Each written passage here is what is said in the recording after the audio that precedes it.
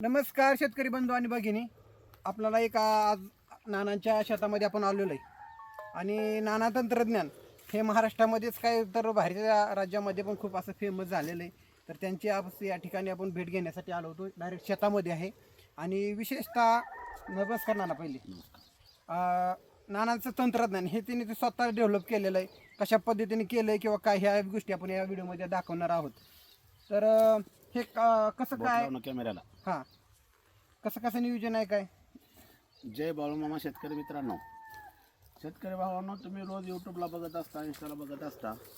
आपण एक आगळा वेगळा प्रयोग काय केला आहे.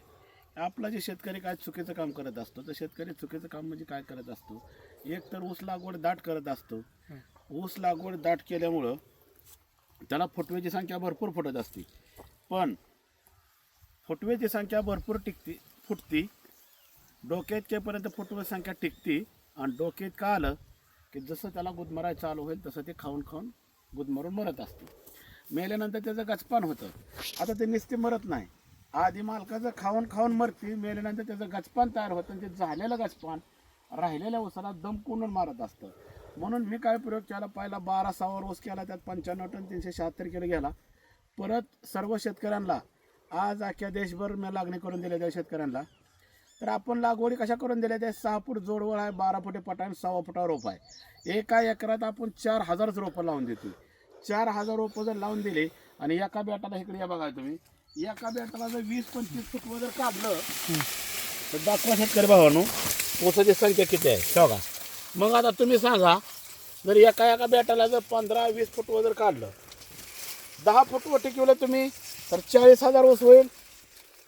15 फूट टिकवलं 60,000 ऊस होईल. 20 फूट टिकवलं तर 80,000 ऊस होईल. जर आज तुमच्या रानात 50,000 जरी ऊस टिकला आणि किलोचा ऊस आणला तर 10-12 महिन्यात 12 महिन्यात आरामशीर 50 टन ते 100 टन ऊस सहज निघू शकतो. का तर तुम्ही आता ऊसाचं गणित करा, जरा मागं सोडून हे ज्या शेंड्यात पोत बघा, हा जे पोत असतो भावांनो, हा जे पोपटी कलर आलेला असतो बघा, ही आज विचार करा 1 2 3 4 5 पानाचा गुसका संघ बाहेर पडला आहे बघा तुम्ही. आणि ह्याला बघा पोपटी कलर, एवढा पोपटी कलर म्हणजे ऊसाला रोज वाढ किती असेल लक्षात घ्या तुम्ही. तर ही वाढ का होत असते, तर ह्याला जर 10 दिवसाला आपण काय magnesium sulphate kilo 2 kilo, ammonium sulphate kilo 2 kilo, urea काय किलो 2 किलो, त्यात कधी 12-1 टाकत असतो 2 किलो, कधी मॅग्नेशियम 19-19 टाकत असतो, कधी 13-40-13 टाकत असतो. असं आलटून पलटून त्याला सारखं खाद्य देत असतो. पण किती दिवसाला, 8 दिवसाला 10 दिवसाला हे आपला कार्यक्रम कंटिन्यू चालू असतो. त्याच्यानंतर आपण वरनं काय मायक्रोन्यूटनच्या फवारण्या घेत असतो, कधी दारू GA 6B IBAच्या फवारण्या घेत असतो, त्यात पण 19-19 12-61 कधी टाकत असतो. पण आणि ही सगळी खतं देत असताना आपला शेतकरी बांधव जे काय चुकीचं काम करत असतो, तर चुकीचं काम म्हणजे काय करत असतो, आपला 4.5-5 फुटाचा पटा राहतो. आपला शेतकरी बांधव मधल्या पट्यात खतं टाकतो, मधल्या पट्यात पाणी सोडतो, ड्रिपनं पाणी देत असतं तर मधल्या पट्यात देतो. शेतकरी भाऊ, ह्या ज्या ऊसाची मुळी कुठं आहे बघा, इकडे दाखव, त्या ऊसाची मुळी कुठं आहे बघा तुम्ही. मग ही जर मुळीला खाद्य दिलं तर त्याच्या मुळीला जात असतं. आणि इकडे जर 1 फूट 2 फुटावर जर दिलं तर हे सगळं जमिनीत खाली मुरून खाली निघून जात असतं खडकाला. म्हणून मी शेतकरी बांधवांना वारंवार काय सांगत असते की बाबा हो, खाद्य देत असताना खाद्य हे त्याच्या बुडाला देत चला. तुमचा किती जरी लांब का हात असला तर असा हात कधी तुमचा पुरत नसतो. मग असं तुमचं कधी जीवन पोट भरणार आहे का? तसं मधल्या पट्ट्यात जर खाऊ घातलं तर ह्या ऊसाचं कधीच पोट भरत नसतं. म्हणून त्याच्या बुडाला खाद्य दिलं पाहिजे. म्हणून मी नेहमी व्हिडिओमध्ये सांगत असतो की बाबा हो, ह्या पृथ्वीवर फक्त देव वासाचा धनी आहे. मग कुठल्या देवाने कधी जेवताना बघितलं का, ती फक्त वास घेत असतो मोठं जेवण आपण ताट ठेवलेलं. तशी जी सजीव सृष्टी आहे ना, ही सजीव सृष्टी कधी बाबा हो वासावर जगत नसते, त्याच्या हा बुडालाच द्यावा लागतो. मला किती जरी भूक लागली, डोक्यावर जर भाकरीचं गटोडं चपात्या ठेवल्या तर माझं पोट कधीच भरणार ना, मला हितनंच खावं लागत असतं. तसं तुम्हाला किती जरी ह्याला काय खायचं द्यायचं झालं तर त्याच्या मुळीलाच खावं द्यावं लागत असतं. का तर जसा आपला हात असतो, आज आपल्या हातात येईल एवढंच आपण आपटे करत असतो, उचलत असतो. तसं कुठलं जे पीक असतं त्याच्या मुळीचं कार्यक्षेत्र आहे तिथपर्यंतच ते उचलत असतं. मुळीच्या बाहेर तर त्याच्या हाताला येत नसतं. जसं आपल्या हाताला आता हितपर्यंत माझा हात पडतोय, हितपर्यंतच माझ्या हाताला येत असतं, बोट आहे तिथपर्यंतच हाताला येत असतं. तसं त्याची जिथपर्यंत मुळे आहे ना तिथपर्यंत ते आपटे करत असतं. आज आपला शेतकरी बांधव 4-4, 5-5 टायल्या शेणखत रानात टाकतोय, 2-2 वेळा नांगरतोय, साऱ्या रानात खत मिसळतोय. मग आज विचार करा, खताचं रेट गेल्यात आहे कुठं, त्याचा एकंदरीत खर्च काढा, किती हजाराचा खत होतोय टाकायचा तरास, आणि त्याचा उपयोग मग गवताला होतो. त्यातला 5 ते 10% ऊसाला उपयोग होतो. बाकी मधलं जे खत आहे ते सगळं गवत खात असतं भावानं. म्हणून शेणखत टाकत असताना शेणखते ऊसाच्या बुडाला टाका, रासायनिक खते टाकत असताना रासायनिक खते सगळी ऊसाच्या बुडाला टाका. आणि जी स्प्रे घ्यायच्यात आहे ती वरनं सारखं त्याला 10 दिवसाला स्प्रे घेत चला. आता 6 फूट जोडवर 12 फुटे पटा असल्यामुळे शेतकरी भाऊ काय होतंय, मी तुमच्या रानात येऊन लागण करून देत असतो, 12 फुटे पटा देतो, म्हणून ह्या दोन्ही 6 फुटातला ऊस 100% वर जात असतो. आता वर गेला डोक्यात ऊस गेला की हे असा ऊस रेलायचा असतो. आता असाच्या वेळेस तुम्ही ऊस रेलत असता. रेलल्यानंतर काय होतं बघा, शेंड्यापासून बुडक्यापर्यंत सूर्यकिरण त्याच्या पडत असतं. मग जर सूर्यकिरण त्याच्यावर शेंड्यापासून बुडक्यापर्यंत सूर्यकिरण पडत असेल तर तुम्हाला सांगतो हा ऊस दिवसभर सगळा शेकून निघत असतो. ऊस शेकून निघल्यामुळं बघा, ऊस शेकून निघल्यामुळं सूर्यप्रकाश त्याला भरपूर मिळाल्यामुळं खालनं त्याला आता परत फुटवा मोठं मोठं निघत राहणार. दुसरी गोष्ट, फुटवा एक सुद्धा जळत नाही. आता झालं पहिल्या स्टेज 12 फुटात हवा खेळती राहिले मग 100% ऊस वर गेला. दुसऱ्या स्टेजमध्ये आपण काय करत असतो, 6 फुटाचा ऊस त्या 12 फुटात रेलत असतो. आता 12 फुटात जर ऊस रेलला तर 12 फुटात ऊस रेलल्यामुळं त्याचं असं होत असतं की जसं आपण लहान असताना कट रेलायचे, आपले बाप दादा कट रेलले की मोठं मोठं कोंबरं खाल्ला निघायचं. का निघायचं, त्यावेळेस काय तूप टाकत नव्हती, त्याला मोठं काय हे करत नव्हती, फक्त त्याला ऊन वारा हवा सूर्यकिरण मिळलं तर ती त्याची वाढ होत असते. आज कुठलं पीक बघा, जर एखाद्या झाडाखाली पिकं असेल तर ती सावलीत कधीच मोठं होत नसतं. तुम्ही एखाद्याच्या लहान मोठ्याच्या पोटऱ्याच्या कोणाच्या सावलीखाली राहिला तुमची प्रगती कधीच नाही. शेतकरी भावा लक्षात घ्या तुम्ही. म्हणून नेहमी कधी कोणाच्या सावलीखाली राहू नका आणि आपला ऊस सुद्धा कधी सावलीखाली दाबून मारू नका. म्हणून त्याला ह्याकडे त्याला दिवसभर सूर्यकिरण मिळलं पाहिजे. अजून मी सकाळी व्यायामाला आलो, व्यायामाला आल्यानंतर मी रानात येत असतो. आल्यानंतर ह्या काही अशी शेतकरी बांधव रानात येत असते ती इथं रानात भेटायचं. आता जाऊन सगळं बाकीचं उरकायचं मग बाकीचं काम बघायचं. आज बऱ्यापैकी आपली शेतकरी बांधव रानात येत असते ती, त्याच्यामुळं मला आतापर्यंत सकाळजनं 4 शेतकरी येऊन भेटून गेले. दिवसभर 50, 10, 20, 100 शेतकरी रोज रानात येत असते ती. त्यामुळे आता मी बऱ्यापैकी बाहेर फिरायचं जरा कमी केलंय. बाहेर गेलं तरी इथं शेतकरी रानात कोण दाखवा नसतं. आता माझा पहिला नंबर जे होता सगळ्या शेतकऱ्याचा मोबाईल गेल्यामुळे सगळं नंबर गेले ते. त्यामुळे आता मला अशी अडचण येते की मी ऊस कुठं कुठं लावले ते माझे कुठं शेतकरी आहेत हे माझ्या लक्षात राहिलं नाही. का तर सगळंच नंबर निघून गेले ते. आता नंबर निघून गेल्यामुळे माझं असं सगळं हे झालंय. आणि मग पुण्याला मी हे करायचं, कॉन्टॅक्ट करायचं हे काय मला जुळायला तयार नाही. आता जसं शेतकरी बांधवाचा फोन येतील तसं मी नंबर त्यांचा सेव्ह करत असतो. पण शेतकरी बांधवांनो, शेती करत असताना डोक्यावर घेऊन करू नका, मोठं वजन उचलून करू नका, फक्त डोक्याने करत चला. डोक्याने जर केलं तर इथनं पुढे जग टिकणार आहे. आज मटेरियलचं जर गगनाला भिडलं ते भाऊ, आज 9-24 40 किलोची पिशवी किती रुपयाला झाली तुम्हीच बघा. मग 21 आणि 22 आणि 2000ची पिशवी आणून टाकायची. हे टाकायची म्हणजे कुठे टाकायचे, साऱ्या रानात इस काढून द्यायची.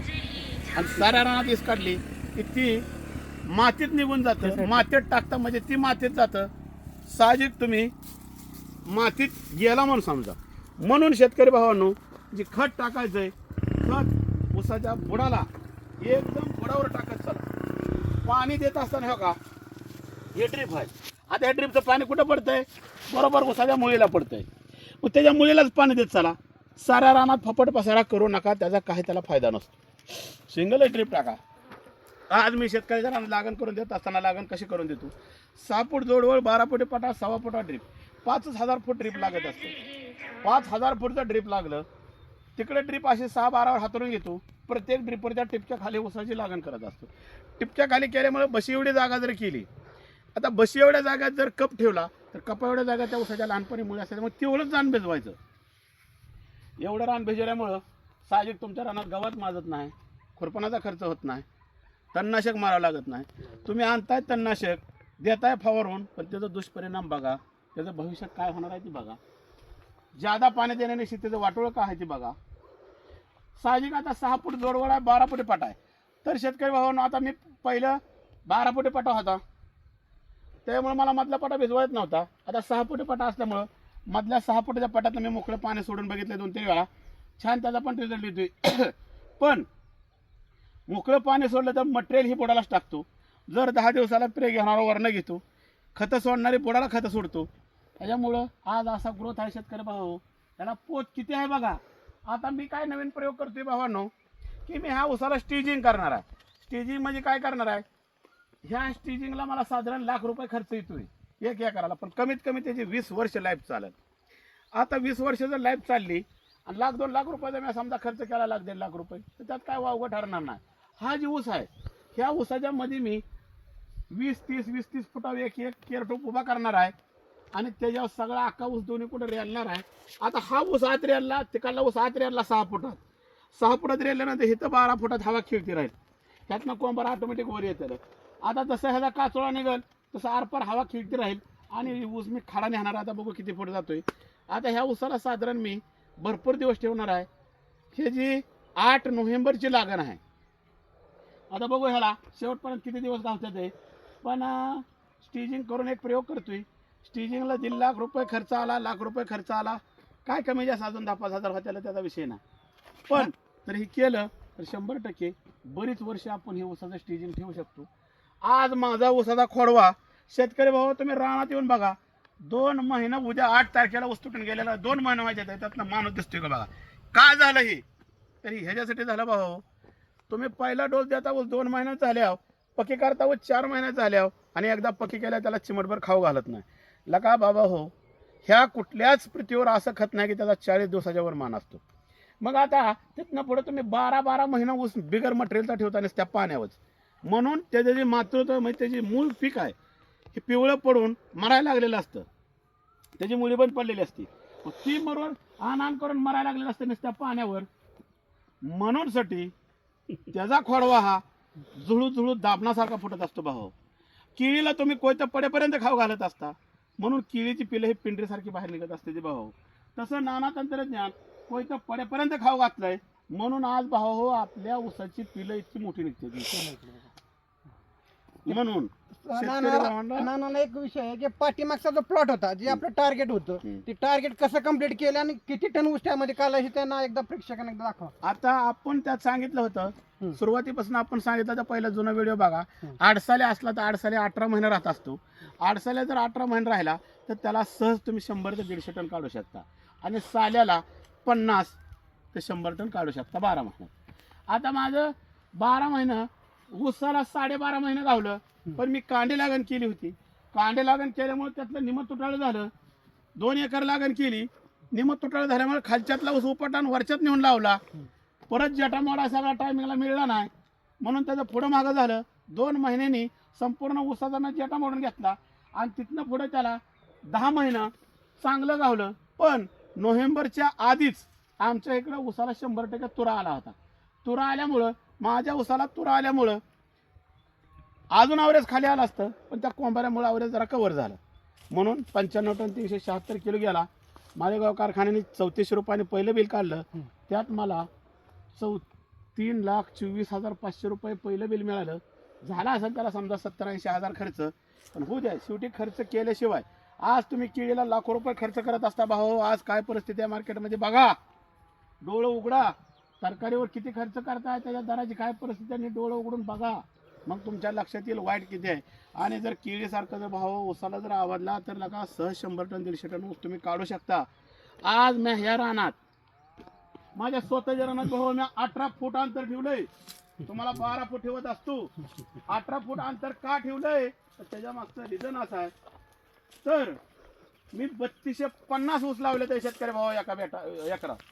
आज 3250 टोळ असलं, 200-300 टोळ समजा कमी जास्त झालं, 3000 ऊस तर रानात माझ्या असतील आणि एका बेटाला कमीत कमी माझा 25च्या वर फुटवा दाखवा. खाली जाऊ 25च्या वर फुटवा एका बेटाला भाऊ मी तयार करेल. त्या कांडीचं अंतर दाखवा, दोन्ही कांड्याच्या मध्ये अंतर किती आहे भाऊ बघा. आणि ह्या ऊसाला पहिल्या माझ्या चुका काय झाल्या होत्या, त्यात मी 100% दुरुस्त करायचं काम चालू केलंय. पहिला ऊस फुगला नव्हता. का फुगला नव्हता तर मी त्याला पहिल्यापासून फुगवायची खतं सोडली नव्हती. शेवटच्या टप्प्यात खतं सोडू म्हणलं आणि शेवटच्या खतात बघा, शेवटच्या टप्प्यात खतं सोडू म्हण. बघा ह्याला पोत कसा आहे बघा. ह्या दोन्ही काड्यामध्ये अंतर किती पडले बघा. ह्या वाड्याच्या ह्या वाड्याच्या मध्ये अंतर किती आहे बघा भाऊ. मग ते खत सोडू आणि नेमकं खत सोडायच्या टायमिंगमध्ये भावा हो उसाला तुरा आला म्हणून मला खतं सोडता आली नाही ती. हे काय ज्या काय चुका झाल्या. आज मी सगळ्या शेतकरी बांधवांना रानात जाऊन ऊस लावून देत असतो. तुम्हाला सांगितलं असतं एवढं फुटवं निघत्याला असं सांभाळावं लागेल, त्याला ताकद दिली तर सांभाळणार नाही. आज आपला शेतकरी बांधव काय करतोय, किलो 2 किलो युरिया सोडतोय, कुठं 10-26 आणून सोडतोय. त्याला बाबा वॉटर सोलेबल खतं सोडावं लागते तर तुमचा उतार निघणार आहे. कुठं 2 पिशव्या 4 पिशव्या मटेरियल सोडून ऊस येत नसतो. आज बऱ्यापैकी शेतकरी पहिली धाटे सोडायला काय तयार नाही. मी शेतकऱ्यांना वारंवार सांगत असतो बाबा तुम्ही वॉटर सोलेबल खतं सोडत चला, 10 दिवसाला खतं सोडत चला. पण आपला शेतकरी पहिल्या पद्धतीनं खतं सोडायला काय तयार नाही. त्याला किलो 1-2 टेलर शेणखत इकडे टाकलं पाहिजे. आज एवढ्या ऊसाची संख्या टिकवायची म्हणले त्याला ताकद दिल्याशिवाय एवढी संख्या वर जाणार नाही भाऊ, हे पण लक्षात घ्या तुम्ही. मग नुसतं मी फुटवं काढून जर दिलं तर काढलेलं फुटवं वर न्यायची जबाबदारी तुमची आहे. वर न्यायचं असताना त्याला तुम्हाला जर 10 दिवसाला चांगल्या पद्धतीनं खाऊ घालावं लागेल तर हे फुटवं वर जाणार आहे. आज तुम्ही बघा प्रत्येक कांडीच्या पानाचा गॅप हा किती आहे बघा, बघा पानातलं अंतर किती आहे ती. मग ह्याला म्हणायचं असतं पोत. मग ही जर अंतर जेवढं राहील तेवढी तुमची कांडी लांब येणार आहे, ध्यानात घ्या तुम्ही. म्हणून रोज ह्या उसाला निघत असताना ह्या असा पुपटी कलरची कांडी बाहेर पडलं पाहिजे. हो काय कसं पडतंय पुपटी कलरचं बाहेर. म्हणून शेतकरी भावांनो थोडी कुठली गोष्ट करत असताना विचारपूर्वक करा. त्याला जर 10 दिवसाला खाऊ घालत चला, नुसता एरिया सोडून 10-26 वरनं सोडून ऊस येणार नाही. त्याला शेणखत घाला. आज तुम्ही कोंबड खत रानाला टाकताय, बघताय कोंबड खताची परिस्थिती काय आहे. त्यात सगळं बुसकाटण घाणच येते. म्हणून नुसतं कोंबड खत बी टाकून चालणार नाही, चांगल्या क्वालिटीचं शेणखत बी टाकत चला, खतं सोडत चला. जर 10 दिवसाला त्याला चांगल्या क्वालिटीची खतं सोडत चला, त्यात मायक्रोन्यूटनच्या काय फवारण्या करा, खालनं काय वॉटर सोलेबल खतं सोडत चला. पण जर 10 दिवसाला करत चला. शेतकरी मित्रांनो, तुम्हाला जर चांगल्या क्वालिटीचा ऊस आणायचा असेल तर तुम्हाला रेडा या ठिकाणी नाना तंत्रज्ञानाचं डायरेक्ट प्लॉटला भेट द्यावा लागणार आहे. कशा पद्धतीचं नियोजन या ठिकाणी त्यांनी केलेलं आहे हे प्रत्यक्षदर्शीने आम्ही या ठिकाणी बघितलं आहे. हे मी या प्लॉटला दुसऱ्यांदा माझी भेट आहे. जो प्लॉट त्यांनी पाठीमागच्या वेळेस बनवला होता ज्याच्यामध्ये त्यांनी 95 टनाचं ॲव्हरेज या ठिकाणी काढलं होतं. आणि विशेषतः हा प्लॉट त्याच्यापेक्षा कितीतरी पटीने चांगला आहे, तरी पटीनं भारी आहे. हा त्याच्यामुळे ह्या प्लॉटला एक चांगल्या पद्धतीचा म्हणजे रिझल्ट 100% येणार आहे. आणि ही शेती वेगवेगळ्या पद्धतीची म्हणजे 18 फुटाचं अंतर तुम्ही दाखवा जर कॅमेरामॅन.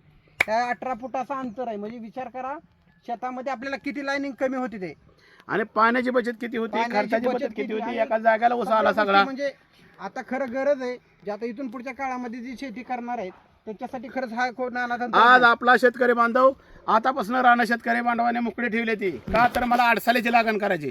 तर बाबा हो तुम्ही थोडं लक्षात घ्या. आतापासून 5-6 महिने राहणं तुम्ही मोकळी ठेवता, तिथनं अडसालीची लागण करता, 18-19 महिने अडसाली रानात ठेवता, तिथनं महिना-2 महिन्याने ऊसाचं बिल येतं. म्हणजे साधारण 2 ते 2.5 वर्षानंतर ऊसाचं बिल तुमच्या हातात येतं. आणि 2 आणि 2.5 वर्षाने जर तुमच्या हातात ऊसाचं बिल येतं असं भावानं होतं, तुम्ही सरासरी ॲव्हरेज कोण 70 काढत असेल, कोण 40 काढत असेल, कोण 30 काढत असेल, कोण 60 काढत असेल, तर तुम्ही सरासरी 50 टनाचा उतार एकरात काढता. मग 50 टनाचा जर उतार काढला तर वर्षाला तुम्हाला 20 टन उतार बसतोय. आणि असा जर ऊस सांभाळला तर 10 महिन्यात आणि 12 महिन्यातला का तुमचा अडसाल्यापेक्षा ऊस चांगला येईल. म्हणून अडसाल्याची वाट जर बघितली तुम्ही तर त्या अडसाल्याला तुम्ही वर्ष 1.5 वर्ष तुम्ही त्याला चिमटभर खाऊ घालत नाही, नुसतं पाण्यावर ठेवत असता. म्हणून ती वीक पडून पार त्याची साखर तयार झालेली असते, त्याच्या नुसत्या फुकाऱ्या झालेल्या असत्या. त्या 2.5 वर्ष तुम्ही त्याला पाणी घालत बसत असता आणि ती कारखान्याचा फायदा करत असता. म्हणून शेतकरी भाऊ हो त्याला अडसाले असला काय साले असला काय. तुम्ही आता समजा मी आज एवढा पोपटावून टमाटामा बोलतोय, मी जर ह्या उसाला जर नाही खात घातलं, मी जर ह्याला म्हणलं जा जाईल कारखान्यापतोर असा 1-1.5 वर्ष राहणार का, तर ह्याचे सुद्धा पाचर झाल्याशिवाय भावावर राहणार नाही एवढ्या देखण्या उसाची. म्हणून त्याला शेवटच्या टप्प्यापर्यंत तुम्ही खाऊ घालत चला बाबा हो. आणि जर कोणाला ऊस लावायचा असेल तर शेतकरीत लांबणं बुकिंग करते ते त्या अशा प्रतिशत रानात या बघा ऊस बघा, ऊसाची संख्या मोजा, ह्याच्यावर गणित करा. आणि त्याला जर तुमची ताकद खाऊ घालायची असेल तर ऊसाचा उतार का निघत नाही ते आपण बघू. पण प्रत्यक्षात रानात येऊनच बुकिंग करा. निरा भीमा सहकारी साखर कारखान्यावर नाना ऊस तंत्रज्ञानचा प्लॉट आहे. तिथे यायचं असेल तर शहाजीनगर रेडा तालुका इंदापूर जिल्हा पुणे. माझा मोबाईल नंबर आहे 73 50 50 96 96. माझा इंस्टाला आय डी आहे नाना6032. आणि यूट्यूबला चॅनलला नाना ऊस तंत्रज्ञान व्हिडिओ बघत चाला. आणि ज्याला ऊस बघायचं आहे त्यांनी तर रानात या. आज पण भरपूर शेतकरी संध्याकाळपर्यंत येणार आहे ते बुकिंग करायला. आणि अशा पद्धतीने ऊस लावा, कमी खर्चात ऊस होईल, ऊसाची संख्या भरपूर टिकवा, तर शेतकरी भावाहो 100% यश निश्चित आहे. 6 फूट जोडवर 12 फुटे पटा, 6 फुटाच्या मधल्या पटातनं मोकळं थोडे पाणी सोडलं तरी हरकत नाही, पण साऱ्या रानात पाणी ह्या मधल्या पटात सोडू नका. कोणाला आंतरपीक घ्यायचं असेल तर मधल्या 12 फुटात एक दोरी टाका, त्यात वांग मिरची काय तुम्हाला काकडी, कोणी खरबूज घेतले ते, कोणी कलिंगड घेतले ते, काय बी करू शकता. आणि मी सांगतोय शेतकऱ्याला कितीतरी वर्ष खोडवा मोडायची गरज नाही. आज माझा खोडवा असा का फुटला, त्याला कोयतं पडेपर्यंत खाऊ मिळलं म्हणून इतक्या ताकदीनं खोडवा इतका मोठा झाला आणि एवढा फुटला. तसा हा ऊस कितीतरी वर्ष परत मोडायची गरज नाही. आपला शेतकरी बांधव 50 टन ऊस काढतोय, 40 टन काढतोय, परत वर्षाने मोडतोय, परत नवीन लागण करतोय. म्हणून शेतकऱ्याचं मागल्याला मोरलं लागत नाही. का लागत नाही तर त्याचा खर्चाचा हिशेब करा, नांगरट, पाणी, खर्च. आणि अशा पद्धतीनं जर आता एकदा सुरुवातीला खर्च होईल, आता पुन्हा 10-20 वर्ष ह्याला काय करायचं आहे, नुसतं थोडं मटेरियल सोडायचं आहे. आला का मटेरियलला थोडं सोडला, 12 महिना ऊस टाकला, 3,000 वर्षाला टिकलं तर 12-36,000 म्हणून नाचल गेला का रस्त्यावर हाका मारून माणसाला. या गोष्टी लक्षात ठेवा भाऊ. जय बाळू मामा, जय श्रीराम, जय मनोहर मामा.